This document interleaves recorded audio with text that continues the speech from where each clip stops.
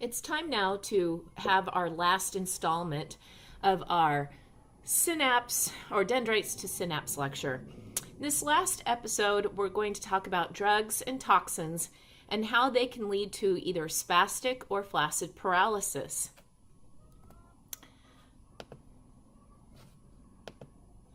Our first drug that I want to talk about is a sodium voltage gated channel blocker.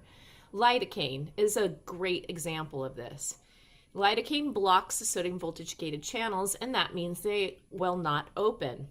If those don't open on skeletal muscle, then skeletal muscle cannot have its electrical event, and then that means it can't have its mechanical event.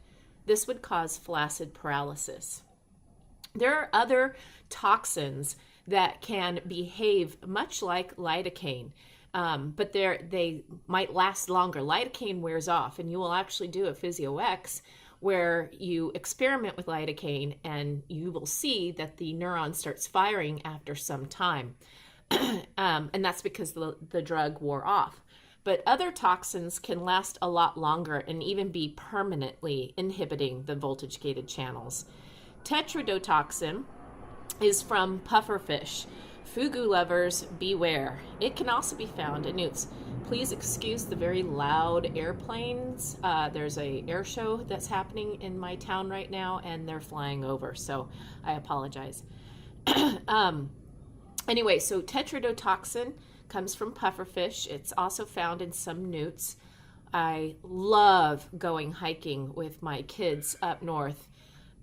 And up north, like Marin County, in the winter and springtime, we like to go hiking and turn over rocks and fallen branches, and inevitably we'll find a newt. And we love holding them until our hands start to tingle, and it's because of the toxin coming through their skin is paralyzing or inactivating our sodium voltage gated channels. So we start to have these paresthesias or weird sensations. Saxitoxin is caused by a dinoflagellate, and it accumulates in shellfish that are filter feeders. So when the dinoflagellate blooms, it causes what's called a red tide, and it will definitely accumulate in shellfish, and you don't want to be eating shellfish that have a lot of this dinoflagellate in them. It will also cause blockage of your sodium voltage gated channels. Another type of blocker, but it blocks the release of vesicles, is the Botox. Clostridium botulinum is the organism, and it basically creates a protease, and a protease is an enzyme that breaks down proteins. So the Botox that you see the woman getting in here and injected here is blocking the release of acetylcholine-filled vesicles. If the vesicles cannot be released, then the acetylcholine does not bind to receptors on skeletal muscle, and therefore we don't have our electrical event, which means we can't have our mechanical event, and this leads to flaccid paralysis. This Clostridium, this organism, this bacterium, can be found in undercooked poultry like turkey, and sometimes it was before the canning processes that we have today. Sometimes this bacterium would get into prepared foods that were canned, and if they weren't canned correctly, this bacterium would cause the can to basically dent in from the lack of pressure. And it was thought that you shouldn't eat any food from dented or damaged cans. That is not so much the case these days. Anyway, this causes flaccid paralysis. Another blocker is atropine. Atropine is going to block muscarinic acetylcholine receptors. Muscarinic acetylcholine receptors are highly used on involuntary effectors like smooth muscle, your heart, and glands. And it is really highly used by the parasympathetic division. It is a glycoside, and it basically is derived from the belladonna plant, which is shown here. In Victorian times, women would go and get the pollen from the belladonna plant and rub it on their eyes so that their smooth muscle of their iris would relax. And well, there are two different kinds of smooth muscle, I should say. So there are, in your iris, shown here in the picture, you have radial fibers, radial meaning they radiate out like spokes on a bike, and we also have sphincter muscles. So if the sphincter muscles have more control, then you're going to have an undilated pupil. If you have pupillary dilation, then the sphincter muscles are not working, rather the radial fibers are, and then you get this very big dilated pupil. So the sphincter muscles use muscarinic acetylcholine receptors, and the radial muscles in your iris, they use alpha-1 receptors. So atropine is going to block the sphincter muscles, and this means you're going to have a dilated pupil. Another kind of blocker is a nicotinic acetylcholine receptor blocker. This is curare, and it's from tree sap. And the South American Indian that you're seeing here is preparing arrows with curare on it. So these Indians, they shoot the monkeys up in the tree canopy, and then because the curare blocks the nicotinic acetylcholine receptor, the skeletal muscle in the monkey cannot have an action potential, and then there's no mechanical event, so the monkey can't hold on to the tree and falls down onto the ground so that the Indian can eat his dinner. So this causes flaccid paralysis. If it's a large enough dose, it causes asphyxiation. Remember, the skeletal muscle, sorry, let me re-say that. Remember, the diaphragm is skeletal muscle, so this would be affected as well.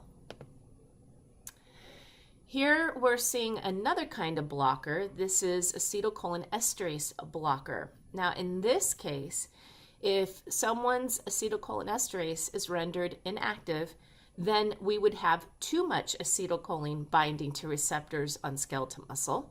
We would have too many action potentials and too many mechanical events, leading to spastic paralysis. An example of an acetylcholinesterase blocker described here is the stigmines, neostigmine, pyridostigmine, physostigmine, and sorry, here come the planes again.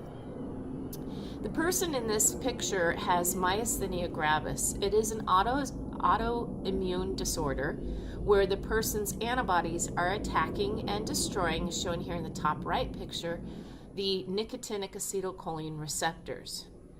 We can treat this person, and right now you can see in his picture that he has ptosis, right? He's got droopy eyelids.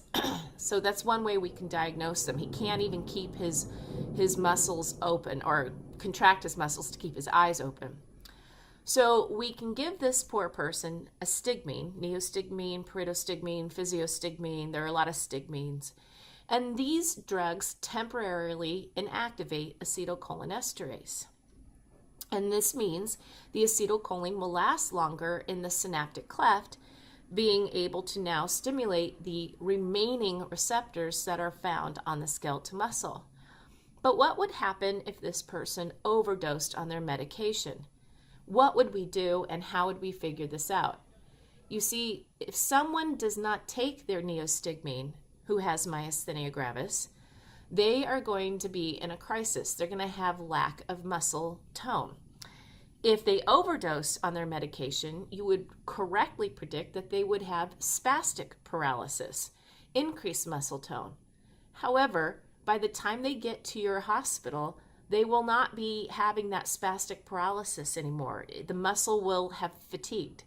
And now the diagnostic nightmare occurs. Are they in a myasthenic crisis or cholinergic crisis? Did they not take their medication? Then that would lead to a myasthenic crisis. Or did they overdose on their medication? That would lead to a cholinergic crisis. How do we help them? Well, we actually give them another type of stigmine that is very, very short lasting, very quick to wear off. And if they respond to that stigmine, then clearly they're in a myasthenic crisis. They need to take their medication. If they don't improve, then we want to give them atropine and protopam.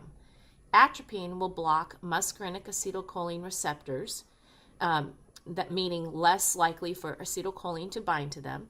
And protopam actually competes for the acetylcholinesterase inhibitor. So protopam will reverse or take away the neostigmines and pridostigmines that are already binding to the acetylcholinesterase.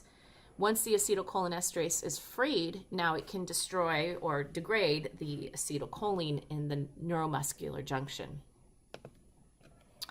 Now, an irreversible acetylcholinesterase is sarin gas, or your diisopropyl fluorophosphates, or organophosphates, DFPs. This is biologically irreversible, meaning if you are exposed to these drugs, then it will permanently bind to acetylcholinesterase, and this means you have an overabundance of acetylcholine binding to your nicotinic acetylcholine receptors on skeletal muscle, and this would lead to spastic paralysis. Before we discovered protopam, a drug like you heard me say in the previous slide that can reverse the binding of acetylcholinesterase, people had to be put on a ventilator if they were exposed to sarin gas. In 1993, you're seeing a picture here, there was a terrorist attack on the subway trains in Tokyo, and a lot of people died, and those that lived through the sarin gas exposure, they had to be placed on a ventilator until they had new gene expression to code for new acetylcholinesterase. Nowadays, we can treat this better with injecting atropine, which again will block muscarinic acetylcholine receptors, and we now have protopam, which can reverse the sarin gas binding from acetylcholinesterase. Another kind of blocker, shown here in the video, you're seeing the tetanus toxin is binding to the terminal bouton of a neuron that releases inhibitory signals. Because the inhibitory neuron is blocked, the excitatory somatic motor neuron, shown here releasing the green neurotransmitter, is left unchecked. And that means excessive amounts of acetylcholine will be released and binds to the skeletal muscle. This would lead to spastic paralysis. And you're seeing a person down at the bottom picture with horrific posturing. You could see all antagonistic muscle groups, the flexors and extensors, are contracted at the same time. And the force of contraction can be so great that muscle is actually pulled off of the person's bone. Some interesting spider venoms. We have, in North America, we have the most lethal spider in North America is the black widow spider. And the black widow spider, its venom is going to work a lot like the tetanus toxin. It's going to block the release of inhibitory neurotransmitters. This leaves the somatic motor neuron left unchecked, and this will lead to spastic paralysis. But the black widow spider is actually not the most lethal spider in the world. That award goes to the Brazilian wandering spider, also known as a banana spider. This spider is shown in the bottom right picture, and it's hard to tell from this picture, but these Brazilian wandering spiders can grow to be the size of a soda can. They're very large spiders. You could see them from across the street. And they're very aggressive. They lift up their front legs and they will come crawling at you.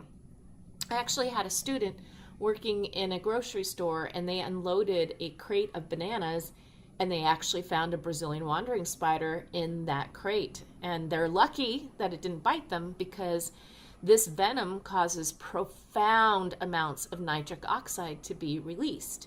And that means all of your blood vessels will vasodilate, you will lose blood pressure, and then you lose consciousness because you're not getting blood up to your brain, and then because you're not getting good blood flow, tissues start to die. Now, in men who are bitten by these spiders, they have, again, vasodilation.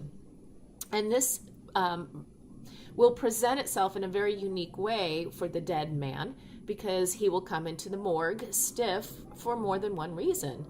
In the erectile tissue of the man's penis, the corpus cavernosa, those erectile bodies also vasodilate, and that means more blood pools in the man's penis, and he comes into the morgue with an erection.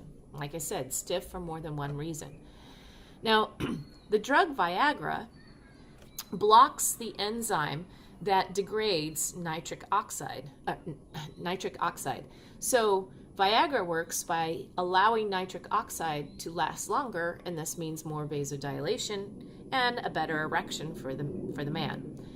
There are some pharmaceutical companies that are actually trying to modify the Brazilian wandering spider Venom so that it's not lethal and combine its effects of causing more nitric oxide release along with Viagra that would allow it to last longer to make a supercharged erectile dysfunction drug.